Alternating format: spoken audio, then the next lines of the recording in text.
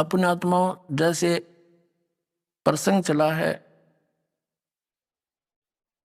कि सरपुरुष, अक्षर पुरुष और परम अक्षर पुरुष।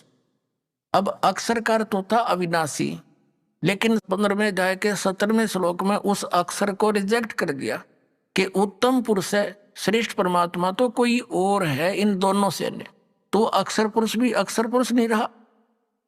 अब जैसे किसी ने अपने बच्चे का नाम कप्तान दे रखा है, वो कप्तान थोड़ा होता है, नाम है कप्तान उसका। तो ऐसे इनकी सतिथि बतानी पड़ेगी थोड़ी सी। ब्रह्मा विष्णु महेश ये तीनों नासवान है। एक ब्रह्मा की आयु कितनी है? जैसे एक चतुर्युग होता है, सतयुग, त्रेता, द्वापर, कलयुग, ये मिलकर चतुर्युगी होती है। और इसकी कुल वर्ष 47,20,000 वर्ष है। ऐसी 1,000 चतुर्युग, 1,008 है वैसे, इसमें 14 मनवंतर निकल जाते हैं, 14 इंद्र के शासन खत्म हो जाते हैं और 72 चतुर्युग तक एक इंद्र का शासन रहता है, शासन काल है। तो ऐसे वैसे तो 1,008 बनते हैं, लेकिन लंब संप इनको 1,000 चतुर्युग देते हैं। इतना तो ब्रह्मा जी का दिन और इतनी ही रात्रि, ऐसे 30 दिन रात का एक महीना बना इनका देवताओं का, और 12 महीनों का एक वर्ष हो गया। ऐसे बने हुए 100 वर्ष की आयु है श्री ब्रह्मा रजगुण की, और इससे 7 गुनी विष्णु जी की, इससे अधिक, और विष्णु जी से 7 गुना अधिक है शंकर भगवान तमोगुण शिव की। और जब 70,000 बार ये तमोगुण शंकर भगवान की मृत्यु हो लेगी, तब एक ब्रह्मांड का विनाश होगा और इस सरपुरुष का नाश होगा इस काल का। फिर एक ब्रह्मांड के सब प्राणी इसमें आग लग जाएगी, जैसे पृथ्वी के ऊपर सब जल हो जाएंगे जहां जहां भी पृथ्वियां हैं। और फिर एकदम 11 सूर्य और सौरमंडल से घूमते हुए यहाँ आ जाएंगे और इन सब को फूंक डालेंगे। तो ऐसे पृथ्वी तत्व को जल तत्व खत्म करेगा, ग्रास लेगा, जल तत्व को अग्नि, अग्नि को वायु, वायु को आकाश। तो उस समय इस ब्रह्म की मृत्यु होगी सरपुरुष की, और ये एक युग होगा किसका? अक्षर पुरुष का। एक युग, ध्यान रखना, क्योंकि ये गणित की रीति से समझना होगा आपने। तो ये सभी प्राणी, और ये दुर्गा भी, काल भी, सरपुरुष, इनका पिता ब्रह्मा विष्णु में, इसका ये सब नष्ट हो जाएंगे परमात्मा के विधान अनुसार। ये एज प्राणी सब ऊपर को उठ जाएंगे एकदम। जीवात्मा मरती नहीं, लेकिन उसमें पीड़ा बहुत होती है जब अग्नि लगती है, इसमें सब बुरा हाल हो जाता है। फिर ये ऊपर उठ जाएंगे, ये 5 तत्व यही रह जाएंगे, घूमते रहेंगे सूक्ष्म रूप में। ये ऊपर दूसरे ब्रह्मांड में चले जाएंगे, वहां जाकर फिर दोनों का, दुर्गा और काल का युवा शरीर बन जाएगा।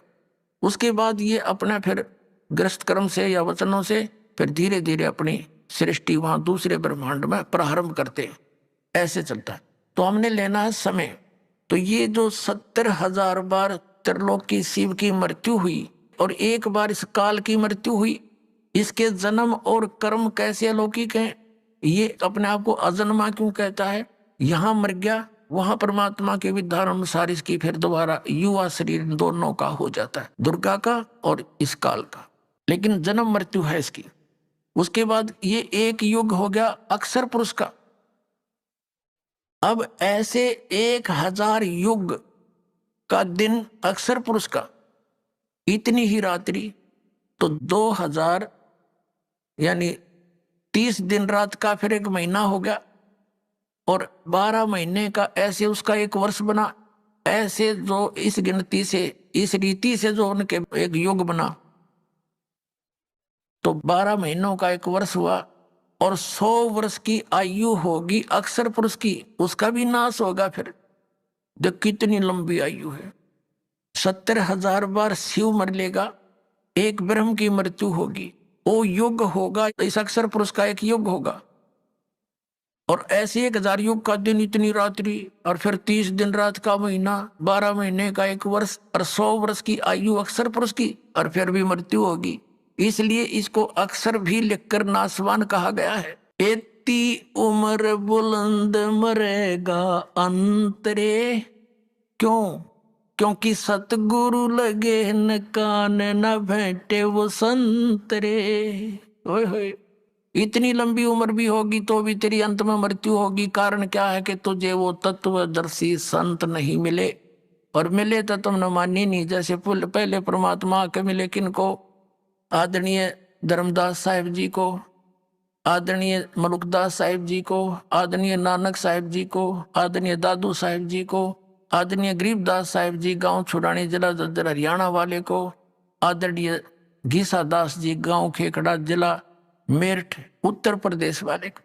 इन्होंने वही डंडोरे पीटे थे, पर मानना नहीं कोई। उनके जाने के बाद ग्रुप जरूर बन गए उनके पीछे, लेकिन उन्होंने क्या बोला था अपनी वाणी में, उसके निकट भी नहीं कोई समाज। ये सत्कर मान लेना। अब क्या बताया कि एती उम्र बुलंद मरेगा अंतरे, सतगुरु लगे न कान न भेंटे वो संतरे। ओहे, अब आपको दास जहां से स्टार्ट किया था वहीं आता है। मन तू चल रे सुख के सागर, जहां शब्द सिंधु रत्नागर।